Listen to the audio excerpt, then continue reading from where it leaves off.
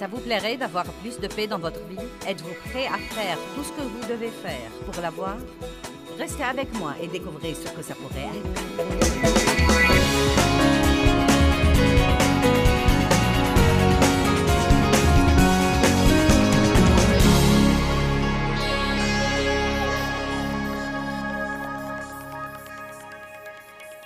Arrêtez de séparer le sacré du profane. Et vos dons alors? Nous avons tous des dons que Dieu nous a donnés et il nous est facile de faire la chose pour laquelle nous sommes doués. Nous aimons la faire. J'aime enseigner. Je ne suis pas vraiment obligée, non, mais j'étudie et je travaille là-dessus de ce point de vue, mais c'est quelque chose qu'il m'est facile de faire. Allons à Romains 12.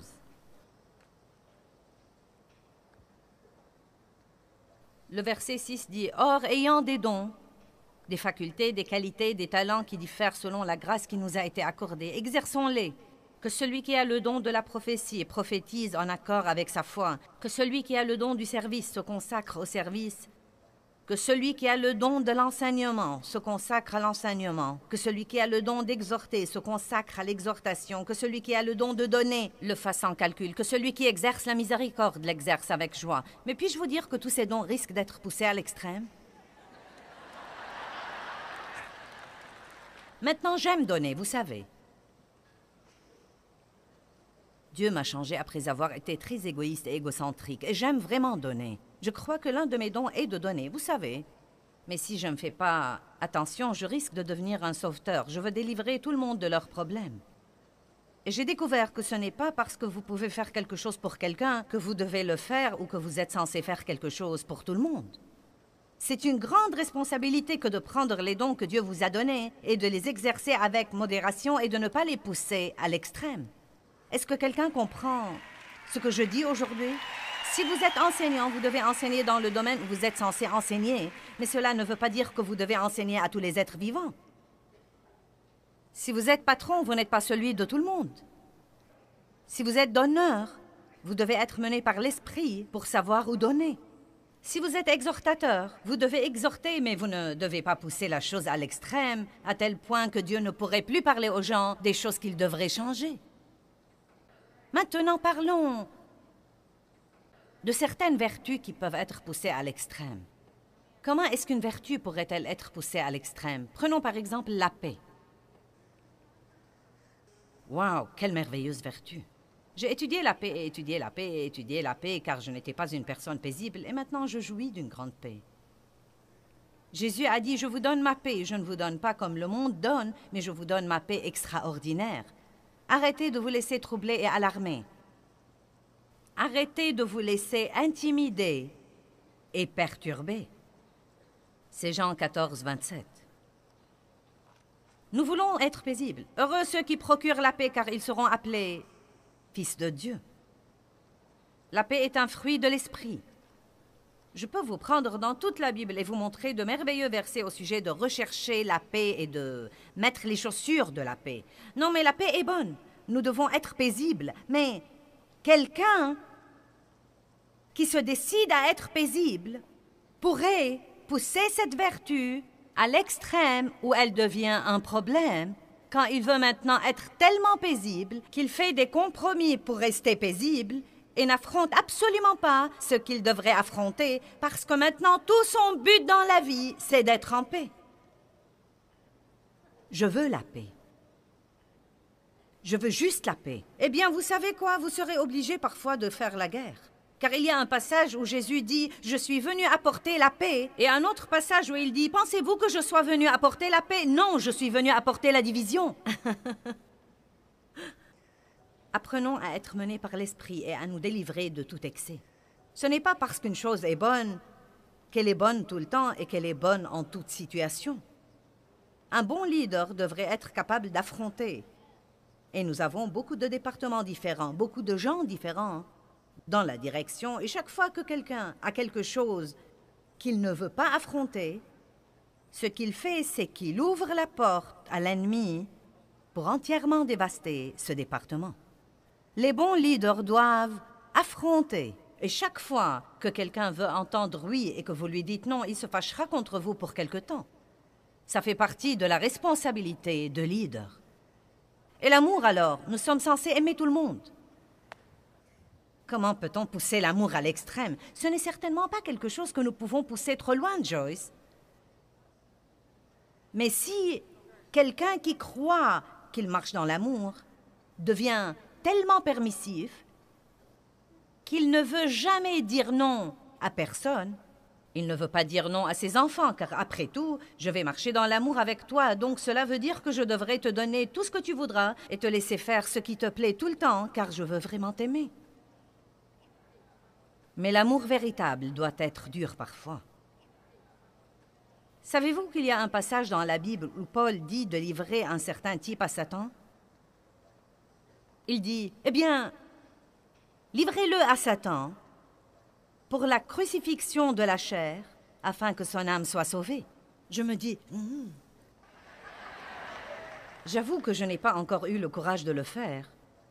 Mais je crois que ce que Paul a fait, c'est d'arrêter de prier pour le type. Et vous voyez, parfois, nous ne devons pas prier pour quelqu'un. Bien des fois, nous prions ces prières sentimentales pour les gens, et ce que nous devrions faire, c'est de prier « Dieu, occupe-toi d'eux ». Et rends-les si malheureux qu'ils ne pourraient pas le supporter, jusqu'à ce qu'ils comprennent qu'ils devraient faire les choses à ta façon. Et parfois, au lieu de prier toutes ces prières de protection pour les gens, « Oh Dieu, bénis-les, bénis-les, bénis-les ». Et vous savez, lorsqu'il s'agit de vos enfants, c'est dur de ne pas prier « Bénis-les, bénis-les, bénis-les ».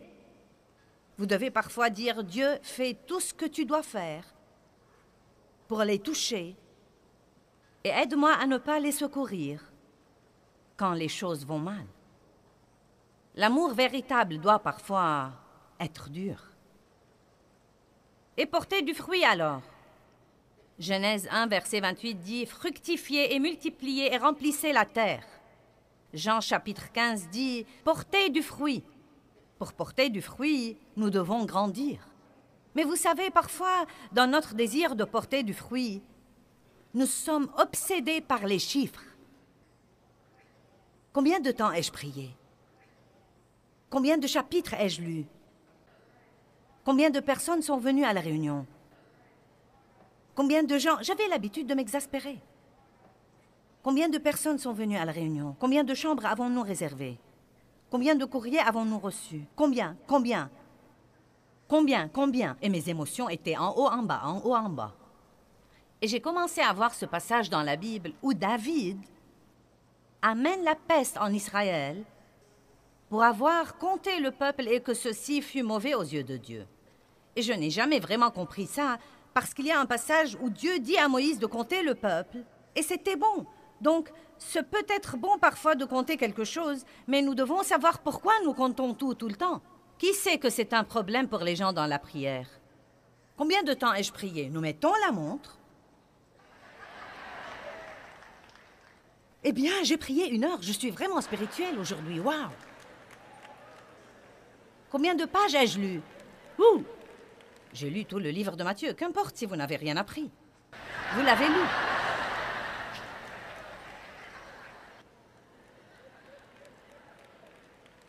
Je ne compte plus rien. Dieu a dû me délivrer de ça.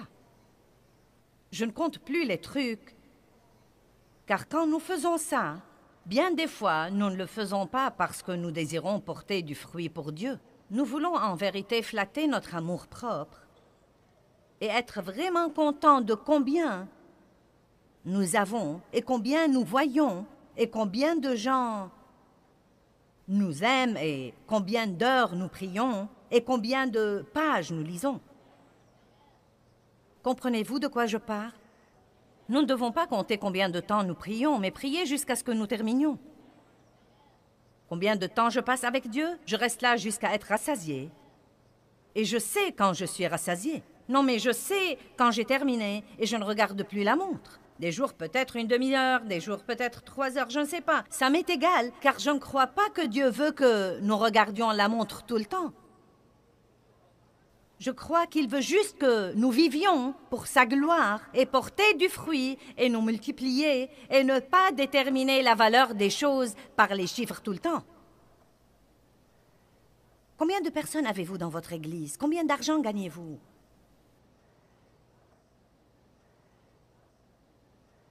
La Bible nous dit aussi d'être ferme. Être ferme. être ferme, discipliné et d'avoir des principes.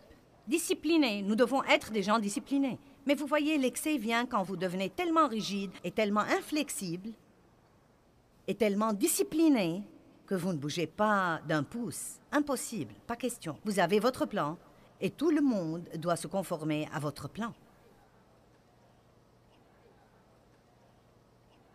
Ce n'est pas la volonté de Dieu. Et l'humilité alors? La Bible dit « Soyez humble ». Oui, je suis vraiment très humble. J'exerce l'humilité. Vous voyez, c'est tellement exagéré, car vous savez ce qu'est la vraie humilité? C'est la force maîtrisée. Une personne est humble quand elle reste sous la main puissante de Dieu, bien qu'elle puisse sans doute faire quelque chose. Je suis humble quand quelqu'un qui travaille pour moi m'exaspère et que je veux le renvoyer. Et Dieu me dit, donne-lui une autre chance. Quand vous pouvez faire quelque chose, quand Jésus aurait pu appeler une légion d'anges, mais il a dit, non, c'est la voie que Dieu veut que je suive, c'est ce qu'il veut que je fasse. Je dois aller à la croix. Il a manifesté l'humilité quand il a fait ça et non pas la faiblesse. Non pas qu'il n'ait pas pu faire quelque chose, il a pris la décision de ne rien faire. Quand vous pouvez vous venger de vos ennemis, mais que vous espérez en Dieu pour vous justifier, vous ne manifestez pas la faiblesse, vous manifestez l'humilité. Et c'est une qualité que Dieu veut que vous ayez. Soyez modérés. Ne soyez pas excessifs. Et l'honnêteté alors? La Bible nous dit d'être honnête, c'est une merveilleuse qualité. Mais elle ne nous dit pas d'être brutaux. Tu aimes mes cheveux? Non, ta coiffure est tellement laide.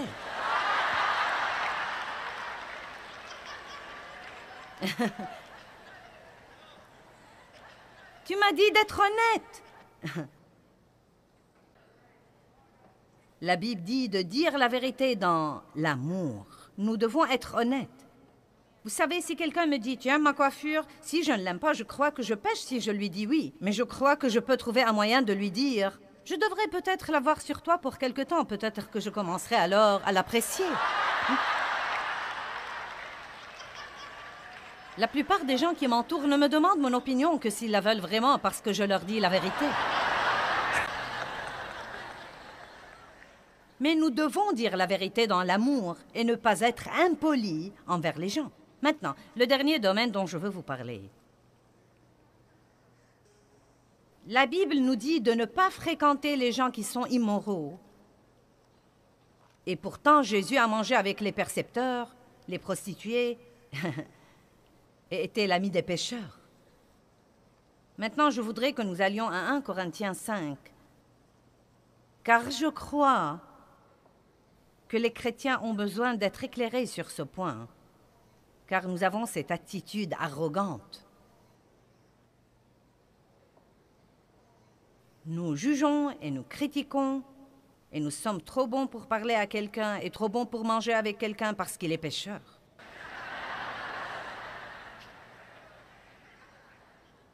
Comment croyez-vous que vous allez gagner quelqu'un au Christ si vous ne fréquentez personne?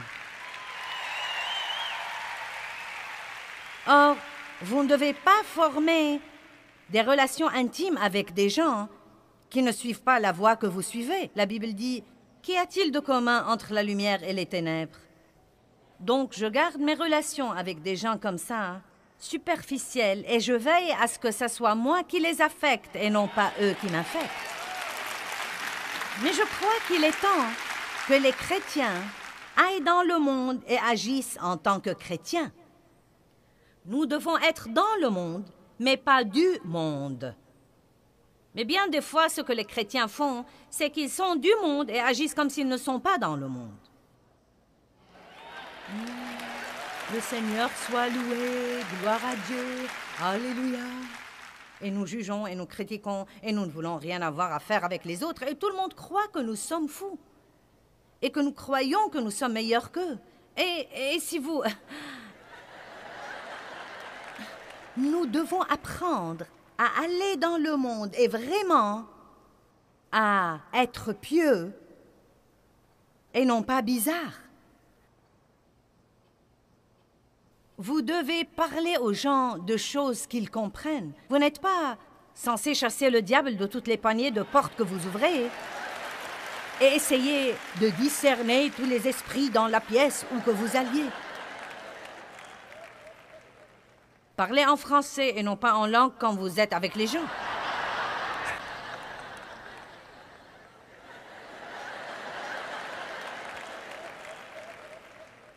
Les gens religieux jugent et critiquent tout le monde et ils ne veulent rien avoir à faire avec personne. Leur attitude est « nous ne dansons pas, et nous ne jouons pas aux cartes, et nous n'allons pas au cinéma, et nous ne portons pas ça, et nous ne faisons pas ça, et nous ne buvons pas, et nous ne fumons pas, et nous ne faisons rien de ces trucs-là, et nous sommes meilleurs que vous, et nous sommes misérables, et nous ne sommes pas heureux, et nous voudrions vraiment que vous veniez et que vous soyez malheureux avec nous. »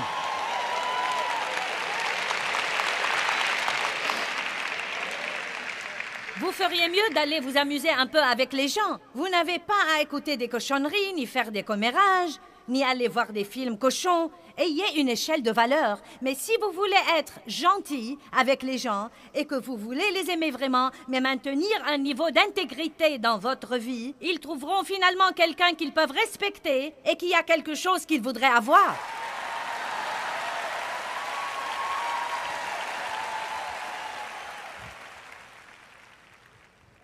La fille assise là, au premier rang, voyage avec moi. Ça fait 7 ans qu'elle travaille pour moi. N'est-ce pas ce que tu as dit? 7 ans. Et... elle me coiffe et fait beaucoup de choses pour moi. Elle m'aide à m'occuper de ma mère et de ma tante et elle est vraiment quelqu'un de très valable. Et quand je l'ai rencontrée, elle était coiffeuse et vivait avec son petit ami. Elle se droguait de temps en temps et allait aux maisons de jeu. Et faisait toutes sortes de trucs. Je ne suis pas allée chez elle pour la condamner et lui prêcher contre son style de vie. Je l'ai simplement mise mal à l'aise.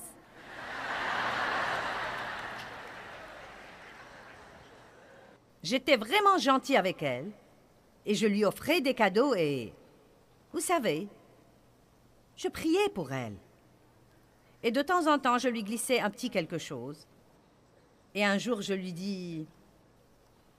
ai dit, « Donc, tu sais, cette histoire de vivre avec ton petit ami, qu'est-ce que ça te fait? » Elle me dit, « Eh bien, je sais que c'est mauvais. Donc, pourquoi tu le fais? » Parce que je ne fais pas confiance aux hommes. J'ai été abusée par un homme et Je lui dis, « Eh bien, tu as un fils, n'est-ce pas? » Oui. Je lui dis, « Qu'est-ce qu'il en pense, à ton avis? » Elle me dit, « Nous dormons dans des chambres séparées. Ce n'est donc pas un problème pour lui. » Je lui dis, « Oh bien. » Donc, j'ai laissé tomber pour quelque temps. Elle m'a donné la permission d'en parler pour que tout le monde cesse de se demander si je la dérange, car ce n'est pas le cas. Et vous savez, bref. Non mais, ça faisait probablement 3 ans qu'elle me coiffait 2 fois par semaine avant que je n'ai eu l'occasion de la mener au Seigneur. Et d'autres années se sont écoulées avant qu'elle ne soit en mesure de vraiment travailler pour moi. Mais qu'est-ce qui serait arrivé si j'avais pensé que j'étais trop bonne pour aller chez elle? Parce qu'elle avait des trucs qui étaient mauvais dans sa vie. Elle ne serait pas assise ici, régénérée et remplie du Saint-Esprit. Allez maintenant. Ce n'est pas parce que vous êtes sauvés que vous ne pouvez plus parler à vos parents et que vous ne pouvez pas faire ceci et que vous ne pouvez pas faire cela et que vous ne pouvez pas faire quelque chose d'autre. En fait, je pourrais vraiment m'embarquer dans quelques trucs, mais je n'ai pas le temps d'en parler et d'en finir avant qu'il ne soit le temps de rentrer chez moi, mais... Ne soyez pas excessifs. Aimez Dieu de tout votre cœur. Étudiez la parole de Dieu, mais arrêtez de tout compter. Soyez menés par l'Esprit. Passez du temps avec Dieu pour être rassasiés. Lisez jusqu'à ce que vous sentiez que vous avez appris quelque chose. Il ne s'agit pas de compter quelque chose et de vous sentir fier de vous pour l'avoir fait. Essayez de ne pas avoir l'air trop spirituel et religieux quand vous êtes avec les gens qui n'ont pas la moindre idée d'où vous venez. Nettoyez vos maisons, payez vos factures. Si vous avez un mari qui est non sauvé, ce serait bon de ne pas le laisser à la maison et aller à l'église un dimanche. Allez à la pêche avec lui. Je ne sais pas, je ne dis pas de ne pas aller à l'église chaque dimanche, je dis que nous exagérons parfois. Vous serez peut-être surprise. Il pourrait décider d'aller à l'église si vous vous comportez comme une personne.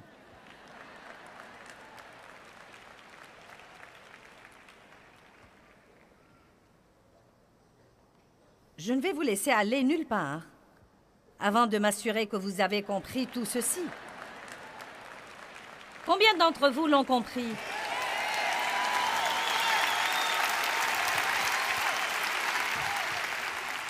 En fait, vous savez quoi? Je n'ai pas le temps de lire ça.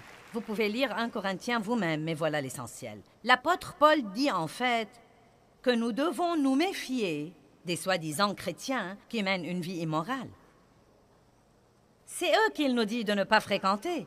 Les gens qui prétendent être croyants alors qu'ils sont avides et ont toutes sortes de rebuts dans leur vie, c'est d'eux que nous devons nous méfier, et non pas de ceux qui disent qu'ils sont des pécheurs. Nous devons donc avoir de l'équilibre dans notre vie. Je n'ai pas le temps de prêcher ceci plus longuement, mais vous devez demander à Dieu de vous montrer un domaine dans votre vie où vous poussez les choses à l'extrême. Dieu, montre-moi les domaines où je pousse les choses à l'extrême. Vous savez, peut-être que vous buvez trop de café ou de soda ou que vous mangez trop de sucre. Peut-être que vous ne faites pas assez d'exercice ou que vous en faites trop. Peut-être que vous ne parlez pas assez ou vous parlez trop. Peut-être que vous êtes trop paisible. Peut-être que vous devez déclencher un petit quelque chose dans votre maison de temps en temps. Peut-être que vous devez rentrer chez vous et déclencher un feu. Et dire « ce n'est pas une journée de paix ». Qui sait de quoi je parle? Si vous voulez être des chrétiens, soyez des chrétiens qui commandent le respect. Ne soyez pas des mauviettes qui tournent autour du pot et qui restent assis à ne rien faire et se laissent tout le temps marcher sur les pieds. Soyez francs, soyez agressifs si vous voulez, mais faites-le avec piété. Laissez les gens savoir où vous en êtes. Soyez honnêtes, mais pas brutaux. Soyez disciplinés, mais ne soyez pas rigides. Soyez modérés. Qui croit qu'il pousse les choses à l'extrême? Je crois que j'ai donné le bon message, n'est-ce pas? Levons-nous tous.